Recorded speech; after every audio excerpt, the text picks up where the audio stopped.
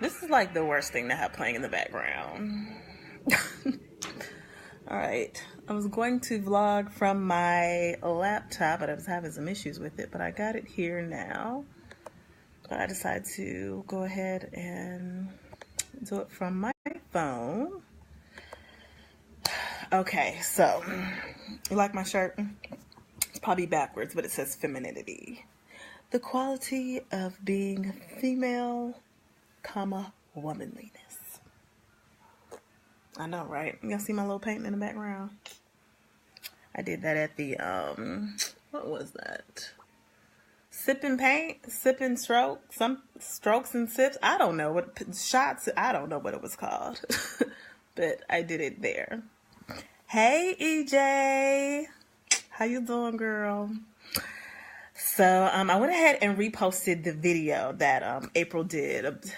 I guess this month it was like 2 years ago. So, if you watch the video is like 50 minutes long. It's pretty long, but it's really informative, and she gives a pretty detailed view, on, just her opinion about, dating and this whole strong black woman thing and all that. Hanging in. Okay, I'm glad you hanging in there, EJ. Hey, Khalil. And it's the clip was like 50 minutes, but what some people did was they took clips of it and they put it on, I think it was, media takeout. Okay. Well, we're not talking about Yummy Eggs, Derek.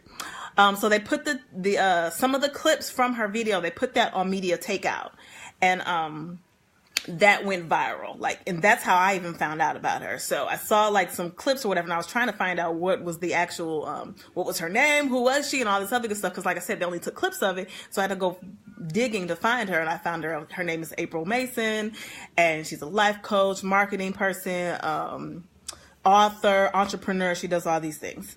So, when I found her, whatever, I started watching her videos, and I've probably seen at least 30, maybe 50 of her videos, just because I was just like, who is this woman? What is she talking about? Is it Christian based? Stuff like that. Cause I'm a Christian and I'm like, I don't know what she's teaching. Let me find out what's going on.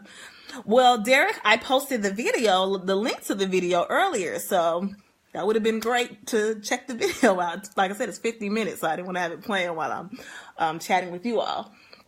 But yeah, it's, a lot of people, they're all about the strong black woman and rah-rah and all of that. And doing that and being that is not getting you what you want. You've got the house, you've got the car, you've got the little tiny dog that you put in your purse, but you don't have the spouse or the significant other, because you're putting all of that. You're not using your feminine energy, and you're allowing those things to basically dictate who you are. I have this, I have that, I have that. But who are you at your core? Who are you? Without all of those things, who is Amayou? Who is whoever else happens to be on here? Hey, Yolanda. Hey, Maurice. So I really like the fact that she was touching on that. And like I said, I saw that video about 2 years ago when it came out and went viral. And I'd been following some of her practices, but I hadn't really completely engulfed myself in it until recently. She has 2 groups on Facebook. She probably has more than that, but the 2 that I know about one is the I'm an Asset Women's Network. That is a completely free group. All the ladies can join it. And then there's another one that's called Teach Me How to Date VIP Academy. That one you do have to pay for, and it's less about teaching me how to date and more so preparing yourself to be the woman that's going to attract the mate that you're looking for the most part. I mean, plain and simple. But yeah, and I've gone through a few life changes recently. This strong black woman trope can be unhealthy, measuring black women's strength by their capacity to cope with BS. Yeah, absolutely. I mean, and the thing about it is it's okay to be resilient. It's okay to, regardless of any adversities that you've had to overcoming them. That's okay. But you know what else is okay? It's okay to be like, what, I need help. Or, what, I don't have it all together. And that's the feminine part of that. Yes, you can be resilient. Yes, you can do all those things. But you don't necessarily have to do it in the same way a man is doing it. You don't have to do that. You can still be a woman and be in the workforce. She has a course called the Feminine CEO. I didn't feel like it was necessarily for me because I'm not an entrepreneur exactly yet. So I haven't viewed that one, but it talks about being able to still be a feminine woman even though you're in this male dominated workforce. So back to what I was saying about having these recent life changes or whatever. So 2 weeks before Thanksgiving of last year, and I've told this story before if you've seen my video about, quitting my job, but 2 weeks before Thanksgiving of, not last year, 2016, I gave my 2-week notice, right? I was just like, this is not for me anymore. Time to roll out. And I did. But also it kind of put me in a more humbling place, because if I wasn't the telecom analyst at this large company, like who was I? Who am I? Like, am I enough? Am I enough without having that title? Am I enough without a degree? Am I enough without a 750 or 800 credit score or whatever? Like, am I enough? And that's part of what she teaches, getting to the core of what your needs are, what you want to do, who you are at your core, and being okay with it. It's all too often when women are portraying the strong black woman image, it doesn't allow her to be soft. It doesn't allow her to reach out for help if she needs it. It doesn't allow her to say that, I'm having a bad day, or, I suffer from depression, or I just need someone to, be there for me, because you have to always put up this rah, rah, rah, I can handle it all. And, it's okay to not be able to handle it all. And when you're busy putting up that persona, you're not allowing people to help you, and you're not being in your feminine energy and being receptive to help and being receptive to that man. Do I want to tag EJ in the video? I'm not sure. But so I just wanted to discuss the video. I hope anyone watched it and we can talk about it. I would like to kind of have a back and forth. But let me continue telling my story. So I left my job. So I kind of went through a bit of a transition, because my passion is acting. That's what I am going to be doing full time at some point in life, whether it's today, tomorrow, next year, 10 years, whatever. That's like my number one passion. Amen. Strength and resolve doesn't look one particular way. Vulnerability is strength too. Absolutely. And you have so many people in relationships, and they're not being vulnerable with the person that they're with, because they still feel like they have to be strong. And what they really need to do is be like, babe, I need help. But they're not. They're still putting up that front. Oh, I was just reading the note. It said, do I want to tag you in the video? So back to what I was saying about the transition. So I quit my job, whatever. And I told you all that I want to act. Now, acting, as many of you know, unless you have like hit it big and hit it hard and hit it quick, it's not going to pay your mortgage. And so that's kind of where I am right now. I'm in this place where, I'm doing extra work and things like that. And just having left my job, it put me in a more humble place, because like I said, I couldn't identify as I'm Amayou, IT analyst or telecom analyst or whatever I happened to be doing at the time. It was just like, so who am I without this job? And I was just like, well, first of all, I'm still awesome. But it just helped me to identify more so with the core of who I am, and not just the surface stuff, not just the stuff on your resume, not just the things that people, hear about you, as far as, social media and things like that. So, so I love it. I love her methods, and I think she's amazing. And that's why I decided to do the VIP group. Also, something else I wanted to talk about. I was going to write these things down. I'm going to do that next time. Okay, so we're going to talk about the strong black woman, the angry black woman, whatever you want to call it, because there are a lot of women that are portraying that and they don't know it. So, years ago, at least 5, 6, I don't know how long ago, but years ago, my mom would always tell me that, Amayou, you are so hard on guys. And I was just like, okay, I thought that was what I was supposed to do, be hard on them, so I don't take any crap, And she would tell me that, she would tell me that, she would tell me that. And I didn't get it. But what I needed to hear was, you're working in your masculine energy, and that is not going to attract a masculine man. You need to work in your feminine energy. You need to tap into who you are at your core and allow that to radiate. And that's basically how I heard it from April. But it was the same. My mom was saying the same thing, just in different words, and I just wasn't understanding it. It just wasn't registering years after years. You hard on dudes. You hard on dudes. I'm like, yeah, I'm hard on dudes. I'm gonna be hard on dudes, but I don't have to be. I don't have to be. And if a guy's getting out of line, I can tell him that, you know what, you're getting out of line, and I can do it in a respectful way, and I can do it in a feminine way. And I don't have to do it like a dude and be like, dude, you getting out of line. You know, I don't have to be so aggressive, you know? And it's so crazy that so many women, so these are just a few keys. Okay, hold on, let me answer this question. Do you think a lot of women are acting in a sense in order to fit the popularized role of a strong black woman? I think that a lot of times we allow society to influence what we think we want and what we think the opposite sex wants.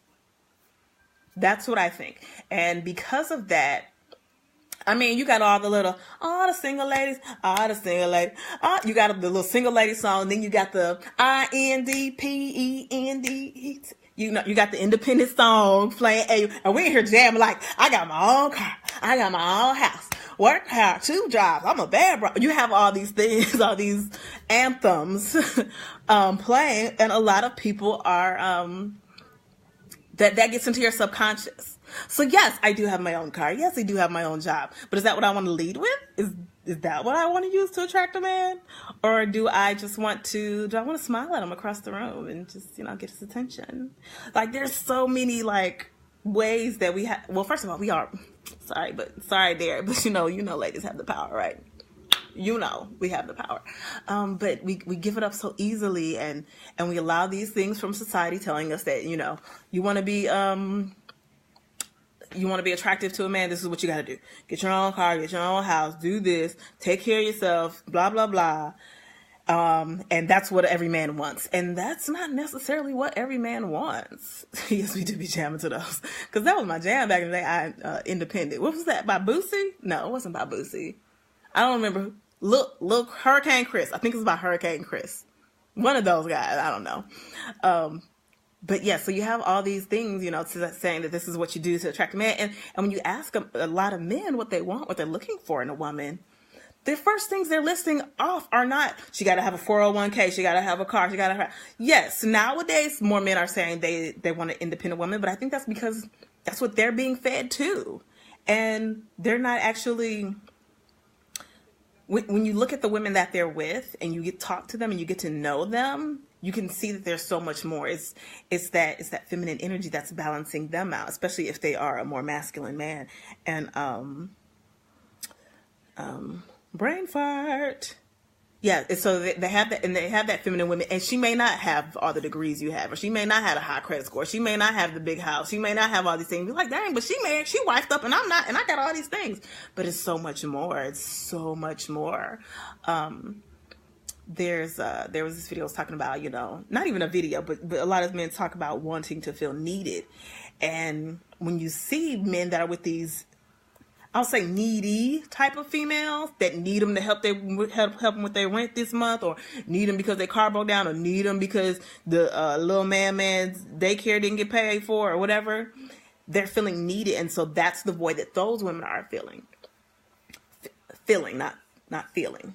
F-I-L-L-I-N-G, not F-E-E-L-I-N-g. Hopefully you understand what I mean by that. But that's the void that those women are feeling. And so you have the women that, you know, have it all together, and so many times they don't, and we don't, I can say we because I've been that person, don't allow the man to feel needed.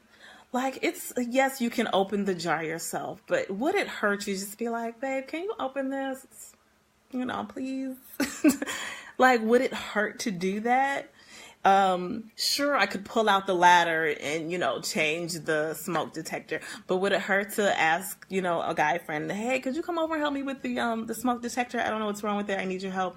And this isn't dumbing down, because I know a lot of people think that you're dumbing down. No, you're not dumbing down. It's just that you're not leading with those things. Yes, you take his space away from him. Not sure exactly what you're responding to on that part, but yes, definitely he needs to feel needed and protected. And I personally, I like to be with a man that I feel like is protective of me, not in like the crazy, like stalker in the bushes outside your job kind of protection, but just like when we're out together and, you know, He kind of holds me close. Like, I love that feeling. I noticed when you brought up the embracing a more feminine energy, she show some were confused and resistant to the concept. Yes, a lot of women are, and the reason why is because they like to equate femininity with weakness, which is just so not the case. Just because, like I said, I could ask him to open the jar doesn't mean that I couldn't open it. He know I could open the jar. But you know what? It's just nice to have him around and just be like, baby, can you open the jar for me? Thank you. You know, like, there's nothing wrong with that. And once more women start realizing this and start using their femininity, oh my God, you will see such a turnaround, such a 180. I only just, like I said, only heard about April Mason, about 2 years ago when that video went viral. And I recently, like probably midway through last year, started to really embrace my femininity and just turn it on. And it's so crazy because, like, even when I'm not paying attention, if I have it turned on, the guys, they come. They just do. And sometimes I turn it on intentionally, and, you know, especially when I'm at my job. For those of you who don't know, I'm in retail, and I'll just leave it at that. That's my business. But I'm in retail, and, you know, sometimes I will be what some might call flirtatious with customers. But, yeah, I just look at it as embracing that feminine side of you that most of us have. Probably all of us have it, but it's just a matter of embracing it. Also, to go back to the whole femininity thing. Now, some people are going to be looking at this and they're like, well, didn't your mom teach you this or blah, blah, blah. First of all, my parents, they were married for 35 years before they ended up getting a divorce. So I did grow up in a 2-parent household. I'm not, no shade if you were in a single household, but that's not my story. And honestly, I don't remember a very feminine part of my mom. And I don't know if that's because she was raising 5 kids or what, but I don't remember the femininity of it all. Let's see. Femininity and masculinity are equal. It's just that a lot of the world has elevated masculine energy over femininity. And that's true. And then some parts of the world, femininity is elevated over masculinity. And that's where you'll see monarchs and monarchies. Yeah, those things and things like that. So, yeah, definitely. What was I saying? Crap, I should have wrote that down. Oh, I was talking about growing up in the household and everything. So I don't necessarily remember seeing my mom be overly feminine or even just like regularly feminine. I don't remember, but I don't remember her being masculine either. But I know I definitely was a tomboy. Like growing up, I was a tomboy all the way. I was the middle child of 5. So take from that what you may, the whole Marsha thing, whatever. I was a middle child of 5, and I pretty much, like, I don't want to say paved my own way, but I was able to fly under the radar, so I was able to do some things that I shouldn't have. I keep getting off track of my comment. No, that's okay. I can do both. I can multitask. You know, that's part of being a feminine woman. You can multitask. But, yeah, I was definitely a tomboy, and really just... Of all the groups, when you go back to like high school or whatever, you know how they have like the popular kids, the jocks, the nerds, the outcasts. I feel like I was kind of in the outcast group. I'm 100% sure I was in the outcast group. That's how I was. I didn't feel like I necessarily fit in with any of the groups or whatever. But yeah, so did that. Then I went into the Air Force, did that for 6 years. I don't think I ever was like super feminine. I don't know. I just never felt like it was. My dress and the things that I wore was super feminine at times. Like I love a good dress. And I think it took me a while to get there because I used to always wear all black. I'm just now remembering that phase where I was always wearing black because black goes with everything, right? But yeah, recently, like, oh, I love a good floral dress. Okay, I'm missing something. It's placed on black women in particular and not so much women of other races. Absolutely. Absolutely. Women are expected to be strong black women. You see a black woman in your workplace, you're like, hey, strong black woman. It's like this unspoken rule, but it's spoken though at the same time. Like we don't have to say it, but it's there. And we all probably have a sister or a cousin or a mother or an aunt or someone who got that I don't need no man attitude, INDEP. We all have someone like that. Some of us have been that person at times, But I just really, I just, the whole point of this video is just to kind of share with you my transition of, from basically that I kind of was the angry Black woman to more of this feminine, loving, warm woman. Let's see, the way of the superior man, it helped me conceptualize masculinity and femininity and how they complement and dance together. Yes. And I've never heard of this book, Derek. It's called The Way of the Superior Man. But I definitely do believe that there has to be a feminine and masculine balance in life. And on my journey, I still sometimes slip back into that aggressive, more masculine role. I won't even call it the angry Black woman. It's just because it's just aggressive. So if you are someone that, you may know they're attractive, they're in shape or not in shape. However, if you like them thick, that's cool too. They seem to have it all together. They have everything except the man. I think it's time for that person to look inside themselves and see, have I been exuding masculine energy? Wondering why a masculine man doesn't want me? Here's some things that I've noticed that I have done in the past. When they're out on a date with someone and you're, having conversation, getting to know each other, whenever he says something that he's done, you feel like you kind of have to one-up him, or not even one-up him, but match him. So he's like, oh, I did da-da-da-da-da. And you're like, oh, I did the same thing. I did my master's program at, Dartmouth or whatever.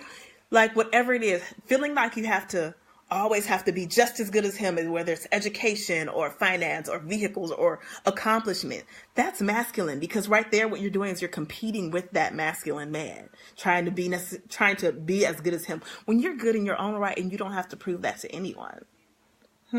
Think about that. So yeah, I have done that. I was talking to this guy, which I remember, I don't remember like any details about him, but I remember him saying where he, that he'd been somewhere, and I was like, oh yeah, I've been to Paris too. And it, it was just, in conversation, but at the same time, I could have just kind of relaxed in it and just, well, how was your trip? And how was it for you? And, just allowed him to just be in his moment and let him talk.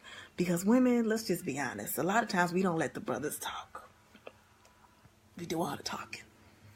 Sometimes we just gotta just be in the moment, just relax, enjoy getting to know him, and we'll find that usually they give us all the information that we need. When we're trying to get to know guys, trying to find out what they're about, just let them talk. They'll tell you everything you need to know.